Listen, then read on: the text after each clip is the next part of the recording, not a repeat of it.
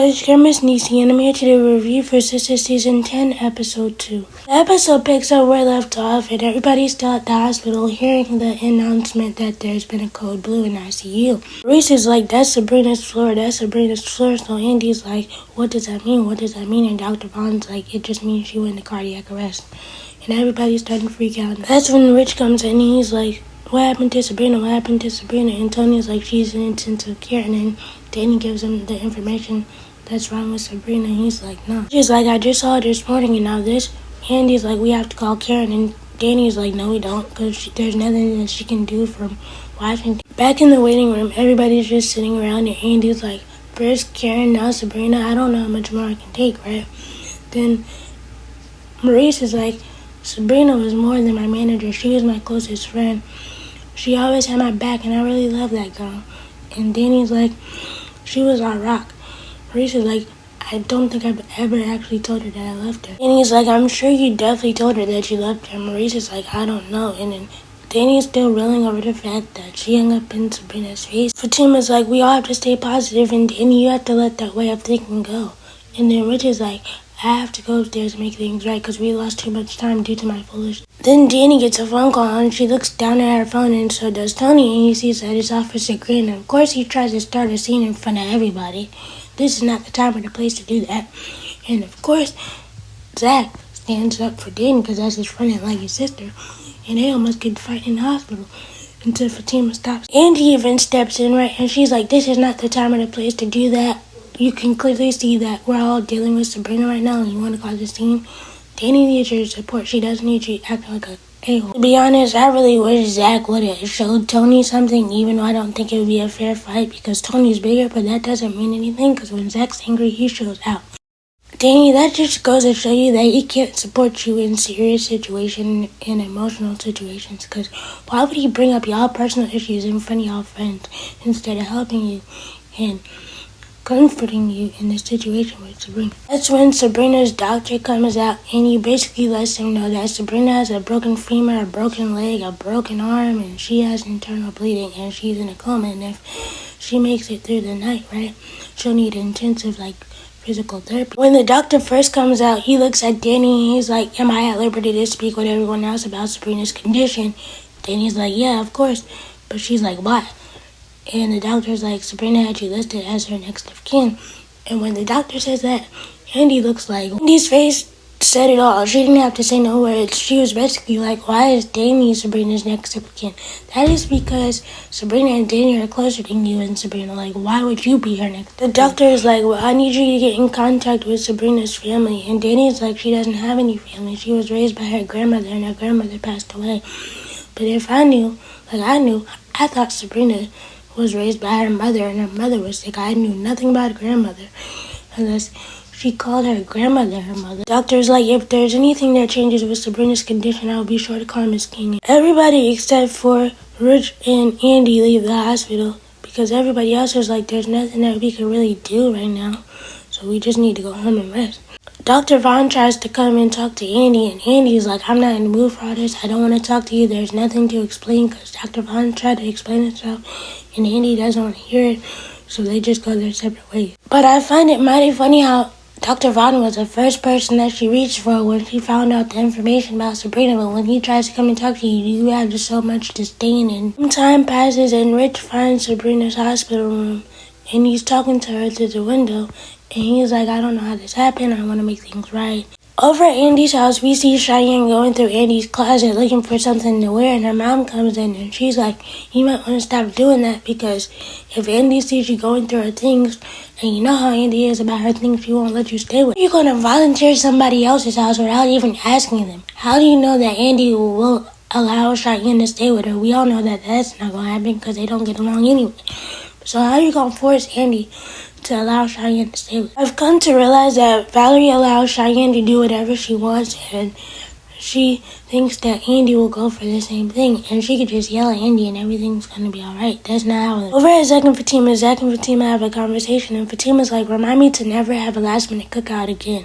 It was just a disaster. To be fair, Fatima, Zach didn't want to have the cookout in the first place, but you talked him into it, and he doesn't ever say no to you. Fatima's like, with everything going on from Sabrina's accident to Karen's party to Andy's car blowing up to the message from Dr. Cruz, I'm just tired.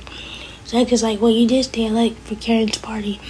And Fatima's like, well, I hope they hold off for telling. Zach is like, they won't. I know how the sister circle is. And Fatima's like, well, there's nothing that she can really do from Washington, and there's no point in her coming back here just to sit in the waiting room. Is it just me, or when Fatima was listing everything that went on that day, I thought she was going to say that she overheard Mr. Keys say that he was Zach's father, and she was going to tell. All I know is that Fatima or Mr. Keys better tell Zach soon, because we all know how Zach is about people withholding information from him, and it's not going to end well at all. Over at Danny, she finally makes it home, and Tony walks her to the door, and she's like, are you coming in?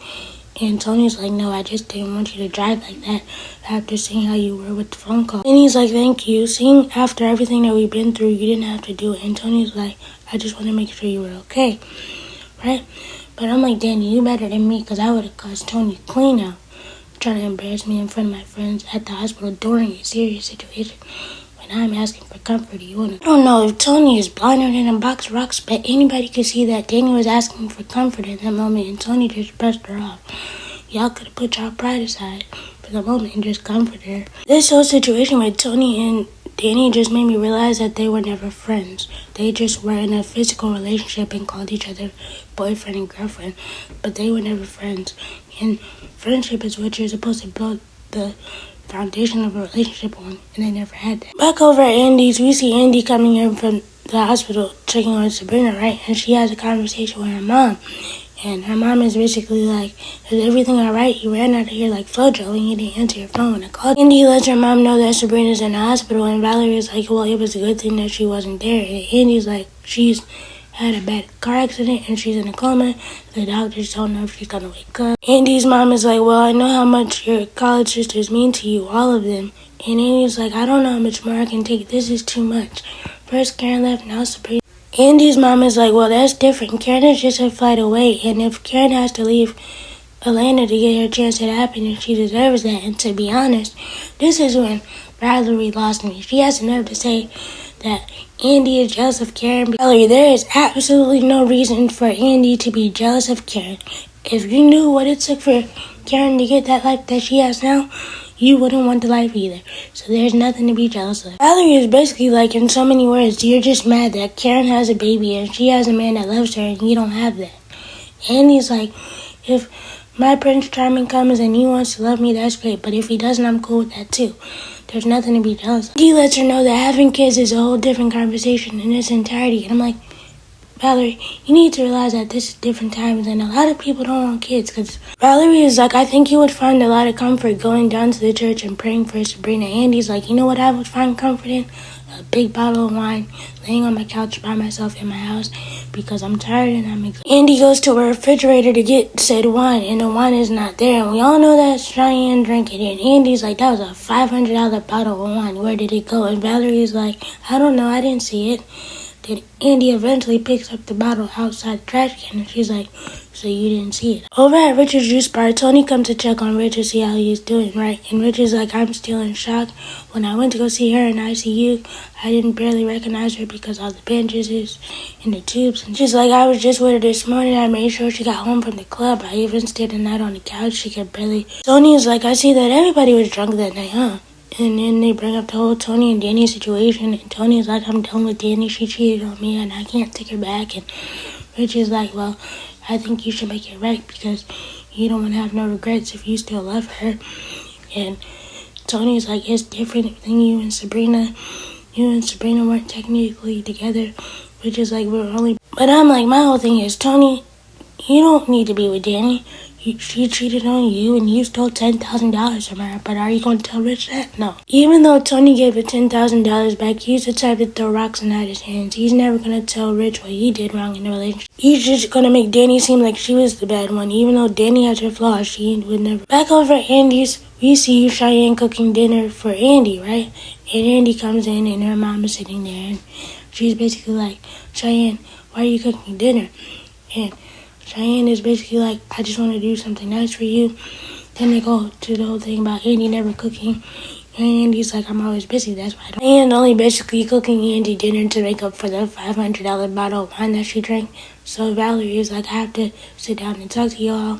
She basically tells him that she's going back to Florida to do her chemo treatment. Andy's like, that's good, you should take Cheyenne with you. You should have one of your children take care of you. And Valerie is like, no, your Aunt Myra's going to do it. And that's when Andy reiterates that one of her children should take care of her. And that's when Valerie is like, just let Cheyenne stay with you. Andy's basically like, I like how y'all made a decision without even asking me first. This is my house, this is my sanctuary, and y'all had the nerve not to even ask me. Valerie tries to reiterate that Cheyenne and Andy are sisters and they need to get along. Andy's like, well, this is my house, I don't want her here. And then Cheyenne's like, see, Mom, I knew Andy wasn't going for it. Andy ain't never. And Andy's like, Andy ain't never what?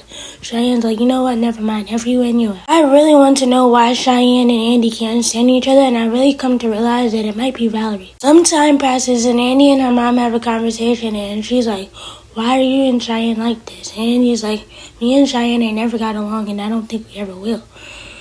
Valerie is like, you have so much value for your college sisters more than your own. Valerie needs to realize that blood doesn't always make you family. Family could be the people that you have come across in years, the people that you work with, anybody. Blood doesn't always make you family. I think what really happened is Valerie is mad that Andy moved away and she never looked back and took care of her family and looked out for them.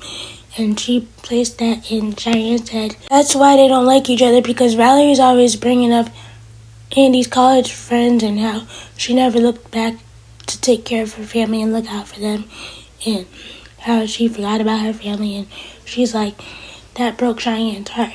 No, Valerie, it broke your heart and you're trying to place the blame on Cheyenne.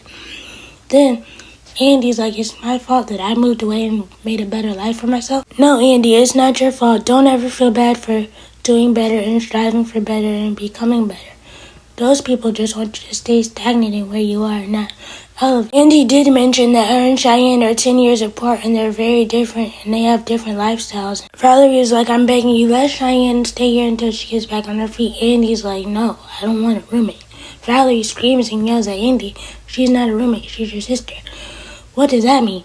Sister or not, if I don't want her to stay in my house, she does not stay here. Over at the salon, Pam gets a call from Maurice and he's basically telling her everything that's going on with Sabrina and how he might have to step back from the business venture a little bit to take more time at the bank to cover for Sabrina if she makes it and everything.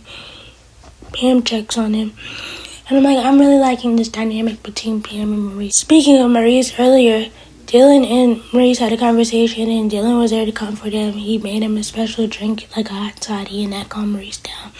Maurice thanked him for being there to comfort him and everything. Back over at Andy's, Andy sits down, she's looking at pictures of Sabrina and she's crying, and she eventually calls Karen and lets her know everything that happened. And in the outfit that Cheyenne said that she was going to put back in Andy's closet, she decided to wear it out that night, and her mom is like, whatever you do, please be careful. Cheyenne's like, I will. So Cheyenne goes out. Cheyenne meets this guy at the bar. They talk, have a conversation. Somehow Cheyenne ends up at the party with the guy that she met at the bar. Cheyenne's drunk. She ends up kissing this girl and she winds up sleeping with her, I think. And back over at Andy's penthouse, she's just sitting in her room looking over her Bible and everything. And I think we're about to see Andy really go through a mental breakdown, because it's starting with Cheyenne, and Cheyenne is only gonna make it worse. You know who Cheyenne reminds me of? She reminds me of Lynn from Girlfriend. But let me know what you guys think about the episode. Please be sure to like, comment, and subscribe. Turn your bell notifications. Bye!